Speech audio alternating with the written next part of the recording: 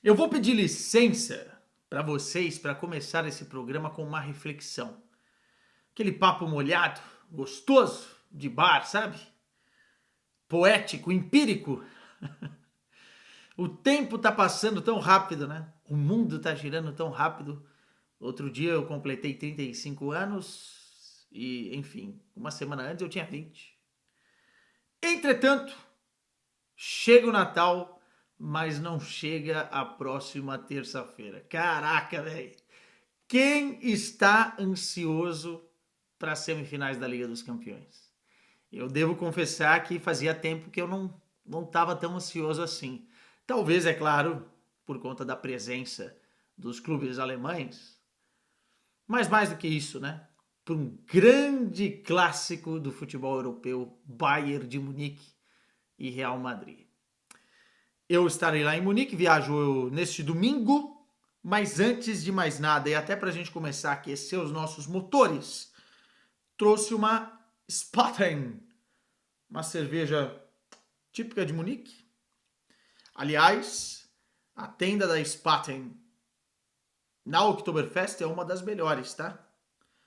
E aí, vamos lá, né? Para controlar a ansiedade.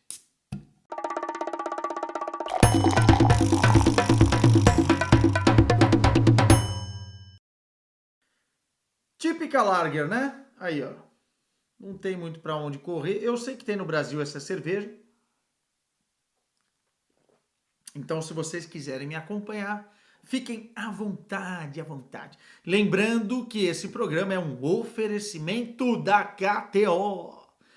Cara, a galera da KTO tá me desafiando aí a fazer uns palpites para a próxima semana da Liga dos Campeões. Estou com medo, porque realmente palpitar em semifinais é complicado. Entretanto, se você quiser fazer a fezinha, né, se divertir, obviamente com responsabilidade, tá aqui, ó, KTO. Vou deixar também aqui o nosso convite, o cupom Quesada, que tem 20% de bônus no primeiro depósito até R$ 100, e vou deixar na descrição do vídeo o link. Esse link é exclusivo, tá? Ou seja, se vocês puderem me dar uma moral lá, beleza. KTO é a parceira oficial deste canal que vos fala. Vamos lá. Agradecer muitas perguntas que vocês mandaram. Realmente, dessa vez, foi mais do que o habitual. Toda quinta-feira eu abro lá a caixinha de perguntas no Instagram. E toda sexta-feira eu respondo, troco essa ideia com vocês por aqui. Dessa vez não foi diferente. Tá boa, hein? Quando desce redonda assim a primeira, eu já falei que é um problema. Eu já falei que é um problema. Ó, deixa eu pegar as perguntas aqui, mas tem muita coisa sobre treinadores, tá? Próximo treinador do Bayern de Munique, já vi aqui, Rangnick, Rubem Amorim no Sporting, eleições do Porto, tudo isso a gente vai falar no programa de hoje. Mas eu vou começar com uma pergunta do Grupo City. Se for o Grupo City mesmo, enfim, que moral, hein? Acha que o Tuchel deve fazer mudanças no time do Bayern de Munique para o jogo contra o Real Madrid? Hoje eu acompanhei a coletiva de imprensa dele, né? Aliás, muito, muito bem humorado, Thomas Tuchel. O momento é bom, parece que está todo mundo remando para o mesmo lado. O foco é a Liga dos Campeões. Vai ter oportunidades agora no final de semana pela Bundesliga de fazer os seus últimos testes, os últimos ajustes, mas sem aquele compromisso de ter que ganhar, ter que ganhar, ter que ganhar de qualquer jeito. Acho que dá para trabalhar bem, já que o campeonato foi para o Bayer Leverkusen. Mudanças. O Gnabry está voltando. O Tuchel confirmou que ele está 100%.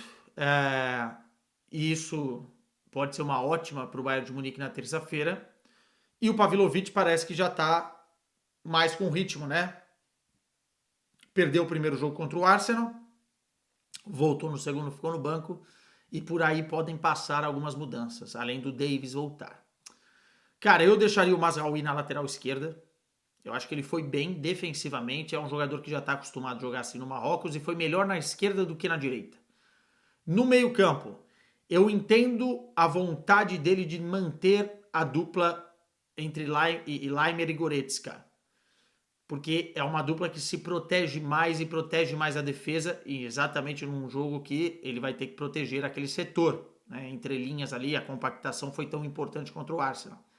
Mas se o Pavlovic estiver bem, eu jogaria com Pavlovic e Goretzka, até porque o Laimer, mesmo no jogo contra o Arsenal, não sinto 100% de firmeza. E lá na frente, na ponta esquerda, ele entrou com o Rafael Guerreiro, que foi muito bem, e aí é uma grande dúvida, né? Mas eu acho que o Gnabry está à frente. Acho que pode oferecer, ainda mais jogando em casa. De repente, na volta, se tiver um resultado a favor, jogar com o Rafael Guerreiro, porque ele sabe compor muito melhor defensivamente do que o Gnabry. Mas o Gnabry bem é um jogador que pode ferir bastante o Real Madrid, especialmente na velocidade, na transição. Então eu acho que eu entraria assim. Né? Das mudanças, manteria o Mazraoui na esquerda. Eu acho que ele vai colocar o Davis, tá? Mas eu manteria o Mazraoui, até porque a temporada do Davis é muito abaixo. Pavlovic do meio e Gnabry na esquerda. Pedro H0911.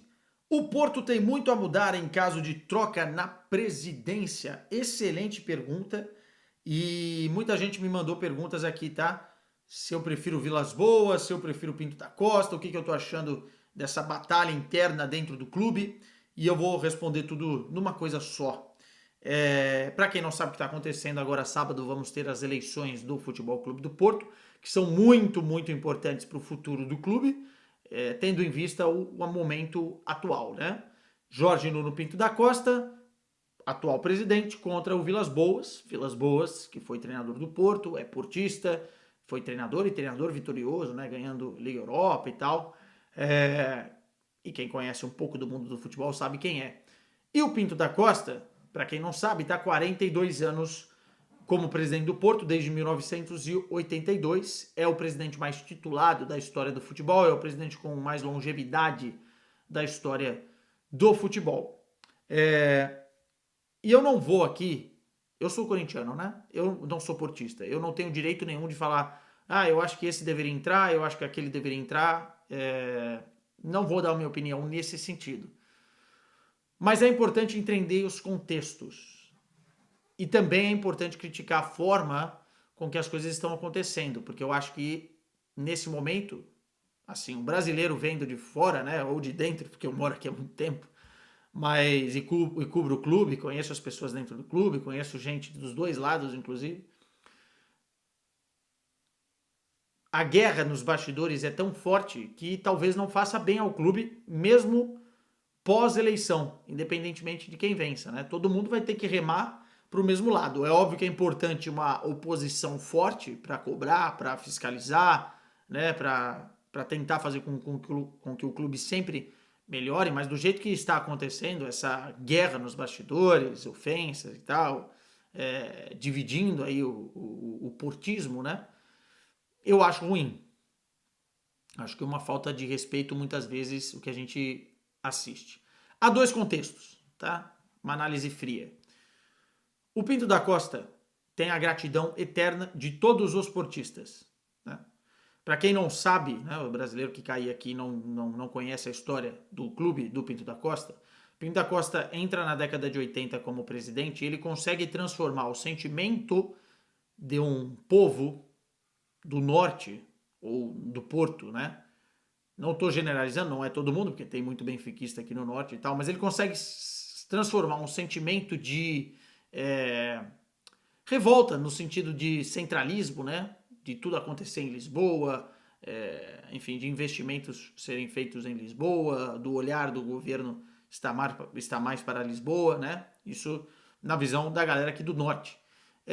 Ele consegue transformar isso num combustível, numa válvula que vai incendiar o futebol português na década de 80 e colocar o Porto na briga direta com os clubes do centro de Lisboa, Benfica e Sporting, pelo título do Campeonato Português e por qualquer coisa que projete o futebol português a nível europeu também.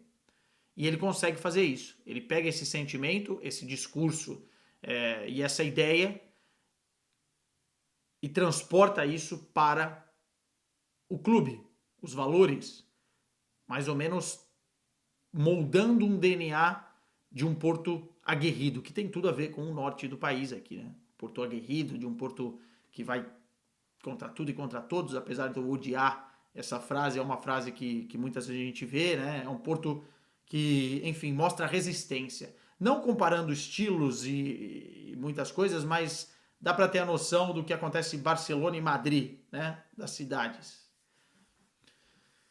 E é mais ou menos isso, né? O norte do país tem esse sentimento e ele consegue transformar isso em combustível. E o Porto começa a ganhar, né? Ganha a Champions em 87, pentacampeão nos anos 90 do Campeonato Português, ganha a Liga dos Campeões e a Europa League na época do Mourinho, 2003, 2004, ganha também a Europa League com o próprio Vilas Boas, né? E consegue competir ao mais alto nível, sempre com o Benfica, com o Sporting e dentro do cenário europeu. E tudo isso transforma o Pinto da Costa num presidente histórico. E até por isso eu entendo quem vota no Pinto da Costa, mesmo tendo em consideração tanto tempo de presidência, por conta de uma gratidão, por conta dos tempos áureos, por conta de acreditar que enquanto ele estiver se candidatando, ele tem que ser o presidente. É justo, quem quer votar assim, vote assim. Entretanto, é inegável que nos últimos anos o Porto tem tido muitos problemas, cara. Muitos problemas. Financeiros, estruturais, guerras internas, que acabam refletindo no futebol do clube. Né? Não só nas modalidades, por exemplo. O Porto não ter um time de futebol feminino é um dano incalculável para o clube nesse momento. Porque é uma categoria que está evoluindo, os outros grandes já têm, o Benfica está investindo pesado e o Porto não, vai sair atrás. Futsal, a mesma coisa. Né? Outras modalidades, investir em pavilhão, investir em centro de treinamentos, tudo isso está na proposta, na campanha também dos dois, né? Mas por que demorou tanto tempo para fazer? E outra, parte financeira do clube é realmente um calcanhar de Aquiles nos últimos anos, né? O Porto tem lutado, enfim, com as restrições da UEFA, com o equilíbrio de contas, tem uma dívida muito alta, não consegue competir para contratar jogadores, por exemplo, como o Benfica faz hoje em dia, tem dificuldades no mercado, tem que vender jogadores, não renova, né, com jogadores na hora certa e depois perde jogadores de graça. Claro que tem casos e casos, né? Às vezes não dá para generalizar, mas enfim, é na conta da atual diretoria, não tem o que fazer, não tem para onde correr.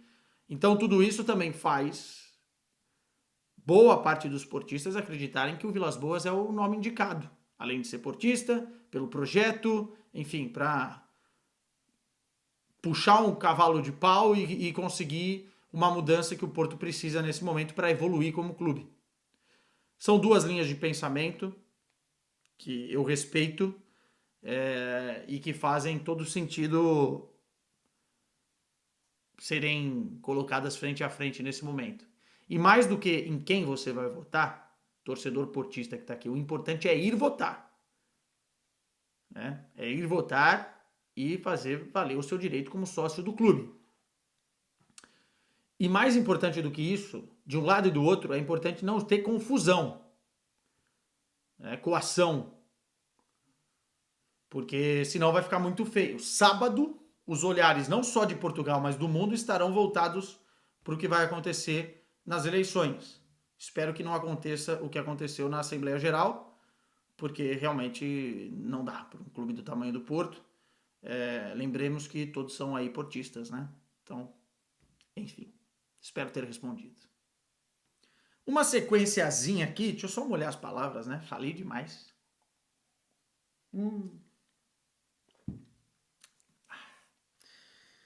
World Football 24 horas. Dos correspondentes da TNT, qual foi o que você fez amizade e conheceu primeiro? A Carol, né, que não deixa de ser uma correspondente, foi a que eu conheci primeiro, a primeira que eu fiz amizade. Eu acho que o Beckler foi o que eu conheci por último. E acho que a Tati, cara, a Tati eu conheci A Tati fez cobertura comigo bem cedo, assim. Eu lembro de um jogo que a gente foi fazer quando ela foi contratada. É, Atlético de Madrid e PSV, que foi para os pênaltis.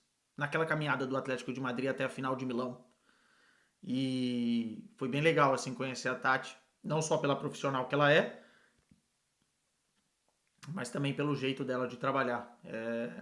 Foi excelente, assim. E essa cobertura me marcou demais, porque, pô, Vicente Caldeirão, pênaltis, torcida do Atlético, aquele time, né, de guerreiros, que tinha Felipe Luiz, tinha Fernando Torres, tinha todo mundo lá. Foi legal essa cobertura aí, foi legal. Ele manda também aqui, qual país ainda gostaria de trabalhar? Já falei isso algumas vezes aqui. Eu tenho um sonho de trabalhar na Premier League e morar na Inglaterra. Acho que o futebol inglês é um charme, mas cada vez mais tenho vontade de trabalhar na Alemanha, tá? Estou me apaixonando. Cada vez mais. Pelo país eu já era apaixonado, mas assim, o futebol alemão é realmente uma coisa diferente. O Rafael Soares Off mandou aqui. Acha que o Gyökeres vai para que time? Bom, não sei para que time ele vai, mas tem uma multa de 100 milhões de euros que eu acho que o Sporting não vai abrir mão. Pô, Quesada, se oferecer 85, será que ele não vai? Eu acho que não.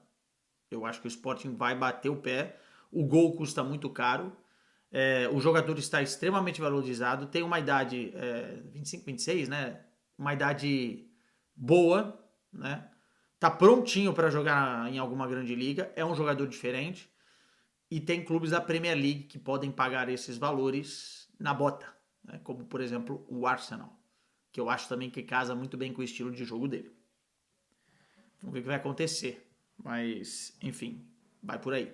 Rafael Soares também manda aqui o seguinte: o que acha de Rangnick no Baião? Prefere ele ou o retorno de Hans Flick? São dois assuntos diferentes, né?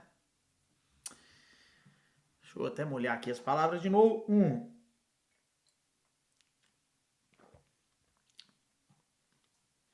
O Rangnick, cara, ele é um profundo conhecedor do futebol alemão, né? Para quem não sabe, tá treinando a Áustria agora, a seleção da Áustria. Treinou recentemente o Manchester United, já treinou no RB Leipzig, já trabalhou no Hoffenheim, já trabalhou, enfim, no Schalke. Ele conhece muito do futebol alemão. Inclusive, se o Bayern contratá-lo, vai ter vídeo aqui sobre ele. Entretanto, eu não gosto do nome. Já vou adiantar isso. Porque eu acho que, apesar de ser um baita conhecedor do futebol alemão, inclusive ter bom relacionamento com jogadores alemães do Bayern, muitos deles, eu acho que ele não fez trabalhos recentes que mudassem alguma coisa ou que o gabaritassem para ser treinador do Bayern de Munique agora, cara. Assim, ele, para quem não sabe, ele é o pai do Gegenpressing, né? Desse estilo de pressão pós-perda que o Klopp bebeu tanto da água e outros treinadores hoje em dia. Mas não muda muita coisa o fato dele conhecer o futebol alemão. Eu acho que o Bayern precisava de um nome mais forte do que esse. E realmente fiquei com uma impressão ruim dele no Manchester United. Ah, mas ninguém dá certo no Manchester United, é verdade. Mas acho que foram 29 jogos, 11 vitórias só. Assim, não foi um belíssimo treinador. E mais do que isso, ele não foi contratado para ser treinador, foi contratado para ser coordenador. Aí depois treinador, coordenador. Enfim, várias vezes reclamava do cargo, reclamava do clube, do time. Não sei se vai bater esse santo. Entretanto, me parece que a coisa está encaminhada, tá? Me parece que nessas próximas semanas aí o Bayern vai confirmar. Ele quer treinar o Bayern já tem conversas com ele adiantadas. A Áustria não vai ser um impedimento, mas é ruim.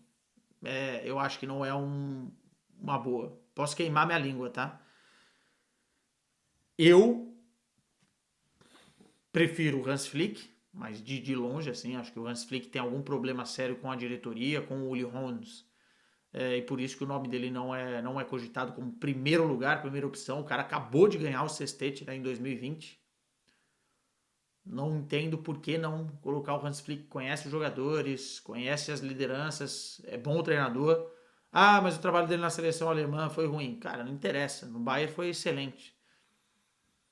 Mas tem alguma rusga ali interna. E um outro ponto é que para contratar o Rangnick eu preferia ficar com o Tuchel. Com o Tuchel, né?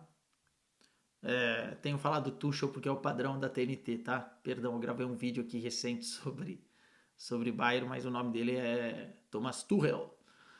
Eu prefiro ficar com o Tuchel, cara. Aliás, tem uma petição rolando aí, né? De 10 mil torcedores já assinaram. Hoje o Tuchel falou sobre isso, para ele ficar. Mas não combina DNA, não deu certo essa temporada, é verdade, mas eu acho ele mais treinador que o Rangnick. Ciru Vaedo mandou aqui, Arthur, conta a história da briga com o Zlatan Ibrahimovic. Quem ganha no copo? No copo, eu acho que ele nem bebe, né? Pra ter aquele corpo sarado. Eu acho que ele nem coloca uma gota de álcool no corpo. Talvez um vinhozinho, vai. Cara, a história não é uma briga, na verdade, né? Foi mais um mal-estar ali. Teve um jogo Porto e Milan, em que o Porto ganha por 1-0 no Dragão e acho que elimina, ou praticamente elimina o Milan da fase de grupos da Liga dos Campeões. E não era pra gente entrevistar o Ibrahimovic. Só que como o Milan basicamente disponibilizou poucos jogadores e poucos estavam falando, a gente tinha os direitos, o Ibrahimovic veio trocar uma ideia com a gente. E eu tava sozinho. Eu não sei que diabos também que o Ibrahimovic tem contra pessoas que trabalham sozinho. Ele já brigou uma vez com um câmera numa flash. Mas eu tinha uma pergunta para ele, justamente por essa personalidade dele, né? Enfim, fazia muito tempo que ele não jogava a Liga dos Campeões. E a Liga dos Campeões estava com saudades dele. Só que ele tinha perdido o jogo. E eu erro no sentido de colocar a pergunta para ele, sabendo que ele estava pistola por ter perdido o jogo. Eu pergunto o seguinte: a Liga. Oi, Ibra, tudo bem? Legal falar com você e tal. A Liga dos Campeões estava com saudades do Ibrahimovic? Foi isso que eu perguntei. E ficou chateado com a pergunta. Falou assim: ó, faz outra pergunta, senão eu vou embora. Eu falei: tá bom, ué. Então toma mais 3 perguntas aí e responde. Mas foi um momento meio tenso, assim. No bar a gente resolveria, mas ali na hora da flash foi meio embaçado. Ele tem uma personalidade muito forte, eu acho que ele tende a tratar mal as pessoas. Eu já vi mais de uma vez nos bastidores. Enfim, mas isso também não muda o preço do pão, né? É o Ibrahimovic. Só isso. E Felipe mandou aqui: esse ano o Corinthians sofre sérios riscos de cair? Esse ano? Repetiu esse ano. Cara, é muito complicado ainda falar, é muito cedo ainda para falar se o Corinthians vai cair ou não, ou se corre risco de cair ou não. Acho que tem muito campeonato pela frente. Sinceramente, tem tempo ainda para colocar o time nos trilhos. O elenco não é tão ruim como estão pintando. Acho o elenco razoável, mediano, mas não é horroroso. Só que as pessoas dentro do clube precisam começar a remar para o mesmo lado, né? Não adianta ter briga interna, enfim, não adianta rachar o clube nesse momento, ficar trocando de treinador. Se não quer o Antônio Oliveira, tem que escolher um nome para ficar até o final do campeonato. Eu continuaria com o Antônio Oliveira, tá? Acho que é pouco tempo ainda para a gente fazer um grande recorte, apesar das coisas estarem do jeito que estão. Mas eu acredito que para fazer essa avaliação, se o Corinthians vai brigar para não cair, a gente precisa mais de umas 10 rodadas, pelo menos. Pelo menos. Nesse momento, se a gente olhar pelo que foi esse recorte curto, é claro, mas precisa de umas 10 rodadas aí para avaliar se o time vai ter poder de reação ou não. Grupo City também mandou aqui: Eric Dyer ou Kim Min-jae? Hoje, Eric Dyer. Até o final da temporada, Eric Dyer. Depois tem que preparar melhor o Kim Min-jae. entender o que está acontecendo com ele, porque não é o mesmo jogador que foi eleito o melhor zagueiro do campeonato italiano, né? Mas o Eric Dier hoje com o De Ligt fazem a melhor dupla de zaga sem dúvida nenhuma. Alexandre Três Gomes, alguma chance de Sérgio Conceição assumir outro clube europeu? Olha, ele renovou o contrato por 4 anos agora, né? Enfim, na semana da eleição. Não me venham falar que isso não é uma questão eleitoral, porque o presidente do Porto disse que não o faria e o fez. Mas ele também, na renovação, meio que deixou a porta aberta. Ó. Dependendo de quem entrar, se não quiserem e tal. Eu acho que ele vai ficar, tá? Mesmo com o Vilas Boas vencendo, se vencer. Eu acho que ele vai ficar, acho difícil ele sair. Se bem que vão abrir vagas dentro do futebol italiano e ele poderia ser um cara bem cotado. Entretanto, eu não acho que isso vá acontecer. Poder pode, não acho que isso vá acontecer. PH Ribas, acha que os grandes de Portugal pensam pequeno? Não vejo nenhum com chance de ganhar alguma competição europeia.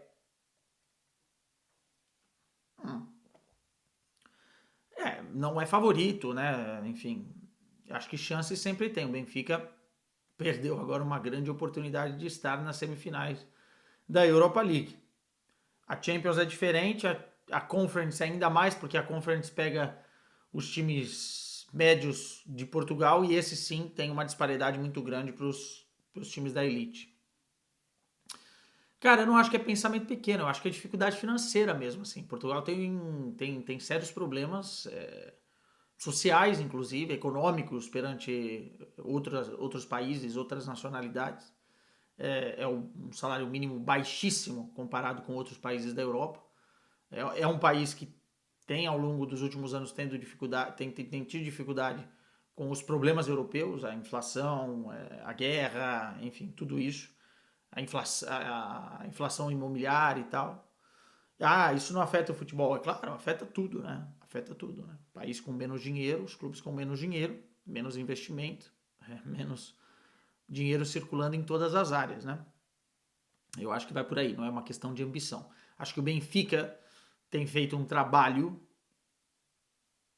mais próximo de voltar a vencer um título europeu. Entretanto, é o Benfica e as suas maldições, né? Mas em termos de jogadores, se você pega o plantel hoje do Benfica, é um plantel forte, com baita investimento, né? Coisa que não acontecia em muito tempo. Então eu acho que vai um pouquinho por aí.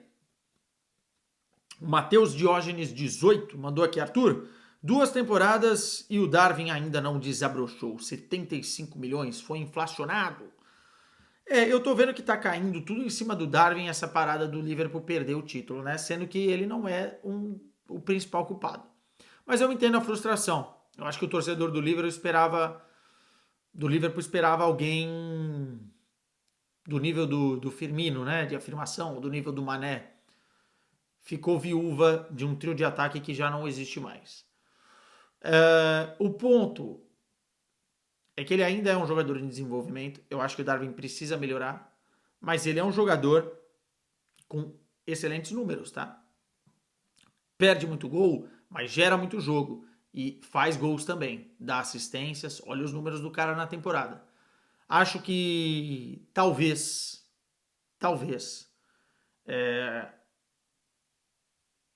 dependendo do treinador que entrar, o Darwin vai acabar sendo fritado no Liverpool por conta dessa cobrança aos gols que ele perde. Mas eu tenho certeza que se ele for para outro lugar onde ele tiver a possibilidade e a oportunidade de jogar com bons jogadores do lado, em algum momento ele vai parar de perder esses gols. Eu não sei se ele é inflacionado como você está dizendo aqui. Eu ainda acho que ele é um bom jogador, muito bom jogador. Só precisa melhorar realmente algumas tomadas de decisão, mas é um jogador, como eu falei, que gera muito jogo e os números não são ruins. Nathan Romualdo acha que o Sebastian Hoeneß, que é sobrinho do Uli Hoeneß, seria bom para o Bayern, treinador do Stuttgart, né? Renovou, né? Renovou seu contrato agora. Acho que no futuro. Acho cedo. É um treinador que está fazendo um excelente trabalho no Stuttgart nessa temporada, mas ainda precisa de uma caminhada um pouco maior e sempre vai ter também a sombra quando e se chegar no Bayern de Munique de ter o seu tio lá, né? Então, acho que ele tem que chegar um pouquinho mais pronto, mas eu gosto do trabalho e gosto do nome, não para agora. Arthur Aleph, o contra-ataque é uma chave para o Borussia ganhar a Champions? Eu acho que é uma das armas do Borussia, porque em determinados momentos, vamos falar do Paris Saint-Germain, o Borussia não vai ter o controle do jogo. E o Paris Saint-Germain contra o Barcelona, especialmente no primeiro jogo, demonstrou uma insegurança defensiva nesse quesito da transição rápida da equipe adversária, né? O grande problema do Borussia Dortmund não é atacar, é se defender. E aí mora o perigo, né? O Schlotterbeck me parece ser uma bomba relógio. Tanto o Madsen quanto o Ryerson não são jogadores primorosos na marcação. E o Hummels é muito, muito bom, mas tem alguns dias também que dá alguns apagões, né? Então esse é o problema do Borussia Dortmund, especialmente na pressão alta do Paris Saint-Germain. A gente vai falar mais sobre esse jogo na segunda-feira na nossa prévia aqui. Mas eu acho que pode ser sim a velocidade dos meninos, né? Você deve estar pensando no Jadon, no Bayern Gittens, no ADM, no Malen, se tiver 100%. Acho que sim. Pode ser uma chave para vencer o Paris Saint-Germain, até porque o Paris Saint-Germain defensivamente também tem as suas carências. E ele manda aqui, Sané jogou bem contra o Arsenal, mas ainda deve na temporada. Sim, o Sané é aquele tipo de caso que está jogando bem agora, mas o cara bem não tem como tirar do time. Ele foi muito, muito bem, muito importante e muito solidário defensivamente nos 2 jogos contra o Arsenal, tá? Ajudou muito o Kimmich por aquele setor ali, especialmente na Allianz Arena, para o time sair com a classificação. Tuts Wiltz mandou, meu tricolor vai ganhar a Libertadores. Será? O Zubeldia estreou bem, né? Estreou bem, hein? Vamos ver se o São Paulo chega longe. Mas um abraço para a torcida São Paulina que me segue aqui desde os tempos da notícia do Daniel Alves, né? Enfim. Juliano Vandson.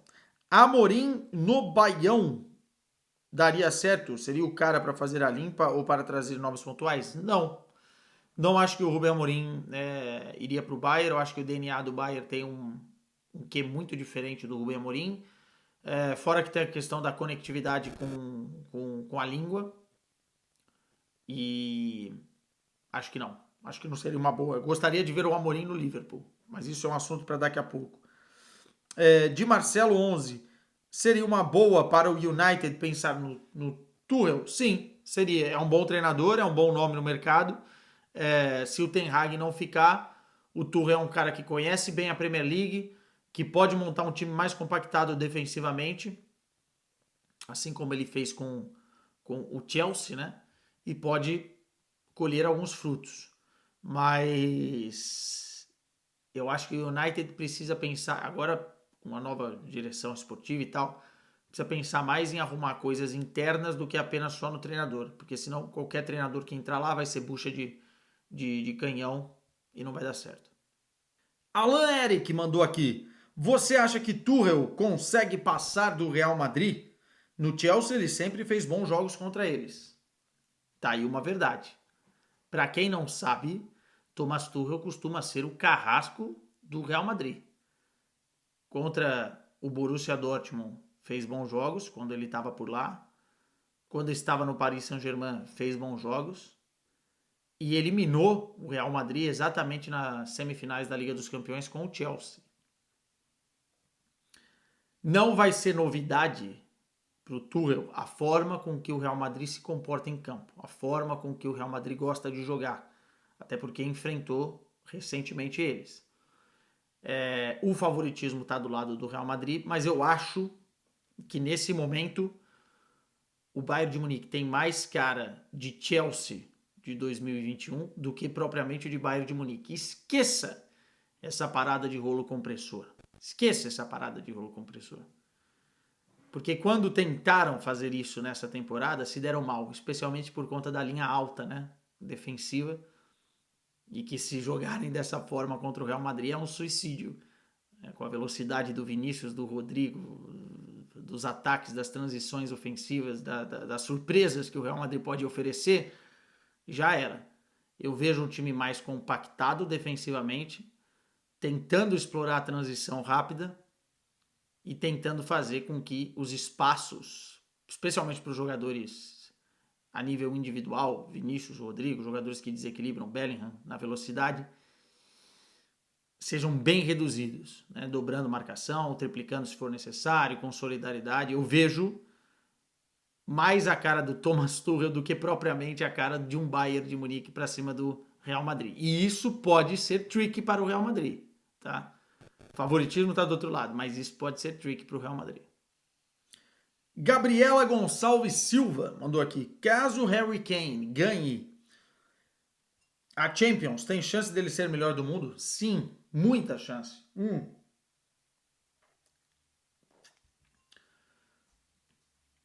Se o Paris Saint-Germain ganhar a Champions, Mbappé será o melhor do mundo.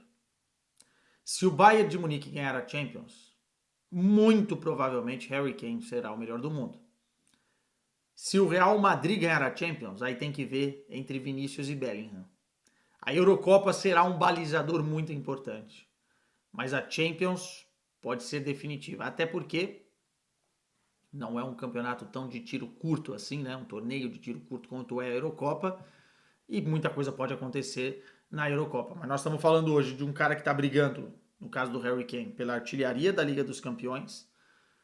E está nos mesmos patamares de números de gol e assistências do Mbappé. 41 e 13 assistências. Então acho que essa pergunta fica muito bem respondida, porque para mim não tem tanta dúvida não. Eliezer Martins CCB. Quão bom é, na sua opinião, essa quebra de hegemonia do Bayern para o futebol alemão? Excelente, excelente. Até o Bayern de Munique acha isso.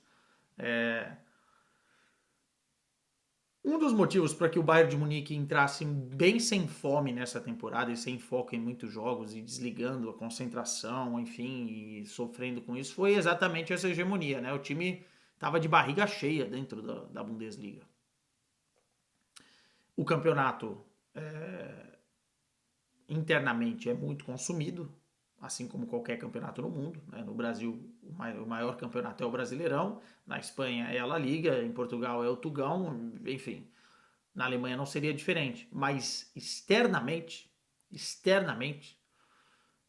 muda uma chave, né? As pessoas vão querer assistir na próxima temporada o campeonato alemão, na minha visão, né? Quem gosta de futebol por conta do Bayer Leverkusen e dessa disputa do Bayern de Munique de tentar recuperar a coroa. E tem ainda o Borussia Dortmund, tem ainda o RB Leipzig, que é um time divertido de assistir, tem o Stuttgart, que está fazendo uma grande temporada, e tem outras equipes. Então, externamente, muda muito a percepção, e eu acho que só faz bem pro Bayern, tá? Porque agora é o Bayern que vai ter que correr atrás do título. Pergunta boa aqui do Gustavo Reis, 432. Qual a melhor história de campeão desta Champions? Harry Kane, Paris Saint-Germain, imagino Kylian Mbappé, Modric na última temporada ou Reus? Marco Reus. Caraca, velho, que pergunta boa. Então, o Marco Reus seria a minha resposta, tá? Só que ele tá na reserva, tá tretando com o Tercity e é dos times que tá nessas semifinais da Champions, talvez o que menos tem a possibilidade. Eu acho que é do Harry Kane. Até pela questão e fator Wembley, né? Pô, o cara nunca ganhou o título. Uma temporada primorosa, mas cheia de frustrações em relação a títulos. E de repente ele pode vencer o maior de todos a nível de clube dentro de Wembley, né? Capitão da seleção inglesa, em Londres. Seria... Eu acho que ele desabaria dentro de campo. Porque a pressão sobre o homem é muito grande. Gui Vitali mandou aqui. Lembrando do Der Klassiker em Wembley, por que não fazem mais aberturas de final como aquela de 2013? Cara, foi muito bonita, né? Foram os soldados lá, né? Aquela temática meio de guerreiros e tal. Não sei. Assim, A de Cardiff foi legal também. A de Cardiff foi bem bonita. Teve lá os caras com o violão cello, né? Os irmãos tocando o hino da Champions, os caras entrando e tal. Teve o show do Black Eyed Peas. Mas eu não sei, eu acho que realmente aquela foi muito, muito especial. Eu gostei muito também. Quem não viu, favor assistir. O Myron 31S chama o Royce para uma gelada. Não dá, não dá. Eu não falo alemão para entrevistar alguém como o Royce e ele não fala inglês, ou pelo menos ele não gosta de dar entrevistas em inglês. Não se sente confortável. E também não dá para chamar o Marco Reus para uma entrevista de 1 hora bebendo cerveja no meio da temporada, faltando dias para a semifinal. Esse é o grande problema, né? O Darlis Oliveira, Quesada, o Barcelona fez um mau negócio comprando o Vitor Roque? Não, não. Ai, o Barcelona. O Barcelona. Cara, o Barcelona é o seguinte, a contratação do Vitor Roque não foi pedida pelo Xavi, ao que tudo indica. E ele chegou com uma expectativa acima do normal da imprensa. Eu lembro de uma capa, acho que foi do Diário Sport. Nosso Salvador. Palhaçada, pô. Olha a expectativa que colocam em cima do menino, que chega para se ambientar. E realmente eu acho que criou-se ali uma fábula de que ele seria um novo brasileiro chegando, vai marcar gols e tal, vai arrebentar no início.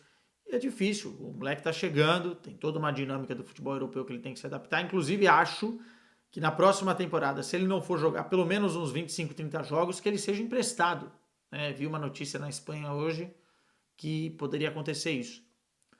Porque ele precisa de jogo, precisa, enfim, jogar. Mas não foi uma má contratação. Ainda é muito cedo para dizer isso. Acho que ele não deveria nem ser cobrado por essa temporada. O Marcelo Beckler fala bastante disso e eu também tô com ele nessa parada aí. O J.R. Brito, Quesada é parente do Leandro Quesada? Reparei na semelhança dos sobrenomes e fiquei intrigado. Tem aqui o Gelada com Quesada com o Leandro Quesada, que é meu tio, irmão do meu pai. Enfim, vai lá assistir esse programa, o JR, porque aí você vai entender mais. O Lian Alves, acha que é hora de dar mais oportunidades ao Carlos Miguel no Corinthians? Falei sobre isso no Vamos Falar de Corinthians. Acho que sim. Acho que o Cássio precisa respirar um pouco, mas essa transição tem que ser bem feita. Ao contrário de muita coisa que está acontecendo no Corinthians, essa transição precisa ser bem feita. E acho que poderiam intercalar jogos das Copas, Sul-Americana e Copa do Brasil, com o Carlos Miguel ou com o Cássio, e o Brasileirão ou com um ou com outro. Seria justo. Casso Rafa. Fala, Quesada, você tem alguma cerveja favorita? Tem alguma preferência de estilo? Eu já falei aqui que a Guinness é a minha cerveja favorita. Mas eu gosto muito de Weissbier. Aquela nubladinha, sabe? Que é uma beleza também. O Luiz Calzans mandou: Rubem Amorim no Liverpool, já era? O que houve na negociação? Olha, eu recebi uma informação que esfriou. Muita gente tem dado a informação aqui em Portugal de que o Rubem Amorim pediu 10 milhões de euros de salário por temporada. O Liverpool não quer pagar esse valor. Teve aquele negócio que ainda está muito mal contado, muito mal explicado, dele pegar um avião e se reunir com o West Ham. Tem gente aqui em Portugal falando que foi blefe para pressionar o Liverpool para aceitar os 10 milhões. Fato é que se foi, não deu certo, porque o Liverpool foi atrás de outro treinador, o Slot. Muita gente está me perguntando o que eu acho, eu não conheço tão bem, preciso estudar melhor, não assisto futebol holandês, porque tem que assistir todo o resto. Não vi tanto o Feyenoord, vi um pouco na Liga dos Campeões, mas não posso opinar. E acho que o Rubem Amorim pode deixar passar aí, de repente, um trem que não volta mais, né? Treinar o Liverpool vai ser difícil para qualquer treinador depois da era Klopp, mas eu acho que o Rubem Amorim deveria deveria, se tem realmente esse interesse, se ele é um dos caras da lista, não abrir mão de muita grana e tal, mas chegar a um consenso, porque é uma oportunidade de ouro. Fábio CGF, como ser feliz torcendo para um time ruim? Coitado do meu Corinthians, velho. Caraca, velho. E ele é torcedor do Remo. Ele coloca entre parênteses, Remo.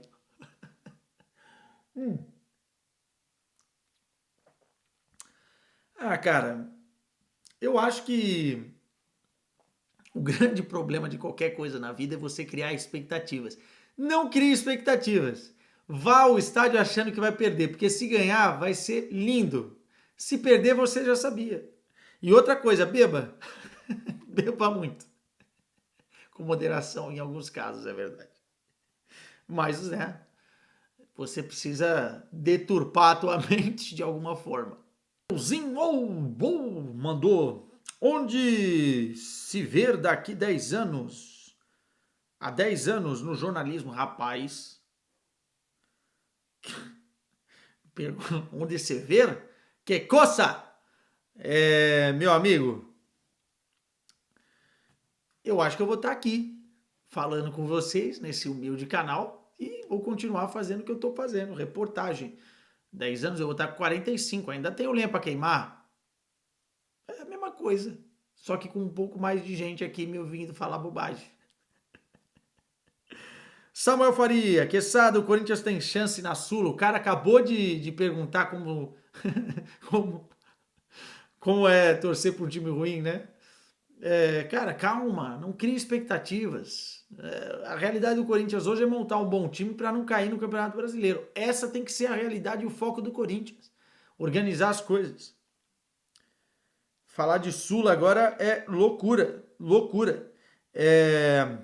O Murilo Vazzi mandou. Cevada, já quis ser jogador? Cevada sou eu? Não entendo, não consigo entender a relação. Como você é dentro das 4 linhas, craque ou não se destaca? Não, craque não, né? Craque eu não estaria aqui. Eu sou burocrático, já quis ser jogador, já fiz peneira, inclusive no Corinthians, terrão do Corinthians. Lateral direito, corria e não chegava em lugar nenhum. Não dava, não tinha nível, né? Aliás, tem muita gente que. É engraçado isso, né? Porque na época que eu fiz peneira no Corinthians, eu lembro que tinha uns moleque muito, muito bom. E esses muito bons que passaram na peneira e se destacaram não deram certo como jogador. Pelo menos não no Corinthians. E imagina eu. Mas eu sempre gostei muito, muito de jogar bola, tá? Mesmo não sendo um primor, tenho boas noções. E hoje em dia, mais pesado, que eu não tô, né, fininho, fininho, aí dá pra jogar mais de zagueiro pelo lado direito, dá pra jogar de lateral direito, depende, né? Se jogar no futebol de 11 é uma coisa, mas tenho jogado mais society do que outra coisa. Sá 23 Cruz, Quesada, Porto ou Benfica? Porra, meu, quer me colocar onde aqui, hein? Que saia justa. Depende de quem ainda estiver na Champions. Eu torço pelo futebol português dentro do cenário europeu. Mais gente perguntando aqui do Rangnick. O Vinícius Pinho mandou: bom dia, Quesada. Bom dia, Arthur. Você acha que o Cássio vai sair do Corinthians? Espero que não.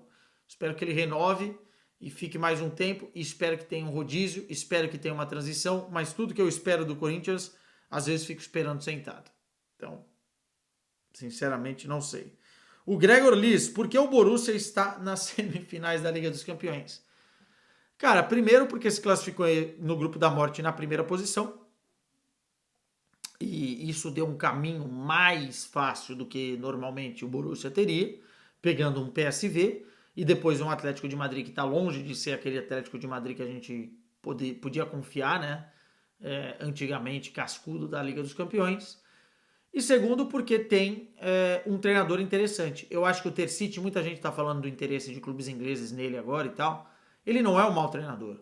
Ele só convive com as cicatrizes, né, de ter perdido o título da Bundesliga na temporada passada. Perdeu o seu melhor jogador e teve que reinventar um time com base na molecada e algumas peças experientes. Ele é meio teimoso, mas ele tem conseguido fazer isso. Tem conseguido fazer isso. E o Borussia é o patinho feio da Liga dos Campeões que vai jogar no Parque dos Príncipes. Mas às vezes os patinhos feios se dão bem, né? Me lembro muito na balada que surpresas acontecem. Road Big Dream. Quando teremos o Gelada com Giovanna Kiel e João Vereza? Boas pedidas. A Giovanna, eu acho que coitada, cara. Toda vez que eu entro no de placa, eu falo alguma merda e ela deve. Eu ainda não convidei, mas eu tenho receio que ela não aceite. E ele manda, o Road Big Dream manda aqui. Como me recuperar de ressaca depois dos 30? O segredo é não parar de beber. Como diria Charlie Chin. Cara, eu acho que é maneirar um pouquinho, sinceramente agora. E copinho d'água, né? Copinho d'água é nosso amigo. Copinho d'água, cervejinha, cervejinha, cervejinha. Se esqueceu do copinho d'água, cervejinha, cervejinha, cervejinha, cervejinha, copinho d'água. É sempre importante, né?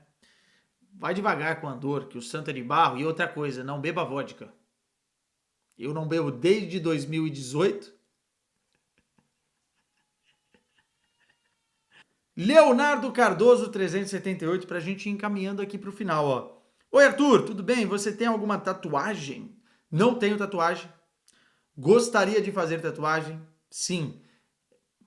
Seria alguma coisa relacionada à Liga dos Campeões, acho. Essa trajetória bonita de profissão, né? Esporte interativo, TNT e tal. É, não tatuar o nome da empresa, isso não. Mas tatuar alguma coisa da Champions, acho que. Ou de futebol, acho que ficaria legal. Só que, cara, eu preciso achar um tatuador que me convença, que faça um desenho.